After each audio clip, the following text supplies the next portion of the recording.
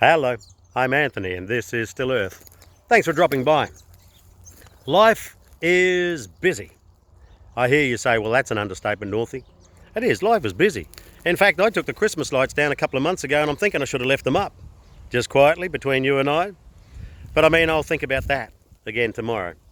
But for the moment, we know life is busy, and the problem with that is there's a lot of information coming in these days. We get it from our social media, we get it from the news, we get it from the radio, we get it from the current affairs programs. We're always connected to somebody, at least on Facebook or Messenger or something like that. There's a lot of stuff going on. The problem with that is we've begun to make all our decisions and live our lives within our head. And our head is a very busy place. The problem that comes from that is that we begin to react to situations and to problems that we have. And when we react, we're simply retrieving information from the past and bringing it forward and hoping that it solves today's problem as well. We're not even taking any notice about the fact that it didn't really solve the problem last time, so why are we using it this time? When we react, things just happen in a flash, and after you've said what you've said, you may well regret it, but it's too late now. So what I would like to talk about today is beginning to respond. I know it's just a small change in a word, but if we respond, oftentimes we actually reconnect back with our heart. We actually give ourselves a split second or two to reevaluate the problem, see what it is that we want from it, what it will be if we don't change how we respond to it, and then come up with a different plan. You know, I'm a big believer in putting the heart in place in when we're making decisions and planning out our life, remembering what our heart value is. The Egyptians knew when the pharaohs died, the Egyptians would actually scoop out the brain through the nose cavity and throw it on the dirt. They couldn't care less about the brain. The heart they would take out of the chest cavity, they would bathe it in sacred oils, they would put flower petals all over it, they would pray over it, they would wrap it in clean linen and then place it back in the body. The heart was needed for the afterlife, the brains weren't. Now you could say, well, the Egyptians were idiots.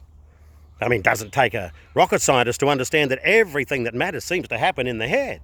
I mean, we have our ears, we have our nose, our eyes, our mouth. Everything of any value appears to happen in the head. But the Egyptians, they thought differently. And I believe that to be true because I think if we connect our heart back with our mind and we make different decisions, if we have included our heart in those decisions, they'll come out a different way. Our outcomes will be different, and I would think better. You know, it's true of many cultures in the past. Many people believed that the heart was vastly more important than the mind. There's an old Hindu legend about the Dharma and this great power that humans had. Back in those times, the gods believed that humans were almost godlike, almost too godlike. In humans was this wonderful strength, this power that they had, and the gods weren't particularly pleased with it, and some of the humans had really not used it very well. So the gods decided they would take these wonderful powers away. So they set up a meeting, they had a bit of a chat, and the Dharma said, okay, the humans are misusing these powers of the heart, we're going to take them away and put them in a place where they can't find them. So what they did was discuss it all night. One of the gods would say, wow, I think what we'll do is we'll take these powers, we'll put them in a lockbox and put them on the top of the highest mountain. I'll never think to look there. I'll never find them. And the Dharma thought for a minute and scratched his beard, I think he had one, and then he would go, well, no, mate, that's not, my humans are foolish, but they're very clever.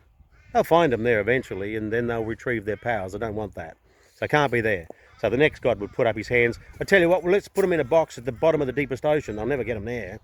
The Dharma would think about it for a second. He'd say, yeah, look, you know, my humans are very foolish, but they're very clever. I'm sure they'll eventually find them there and retrieve them, and I don't want that to happen. Next suggestion. So this went on for hours, trying to find places to hide these most powerful gifts of humans. And just before the dawn broke, the Dharma spoke up and he said, you know what? I know what we'll do. We'll hide these superpowers in the hearts of all people. They'll never think to look there. I believe that to be absolutely true. In each and every heart, we have this enormous strength, we have this enormous power, but we never ever look to our heart to regain our power. Our power remains within us. It's right there. In fact, if you look back over your life, the reason you still survive to this very moment is because of the strength that lies within your heart. We just have forgotten to connect it with ourselves. And on that, here at Still Earth, we do a great little meditation, a little heart-mind connection meditation. Makes you feel kind of good. Makes you feel great, in fact. And it reconnects the heart with the mind, so we can actually ask different questions. We can respond a different way, and we'll actually come up with different answers.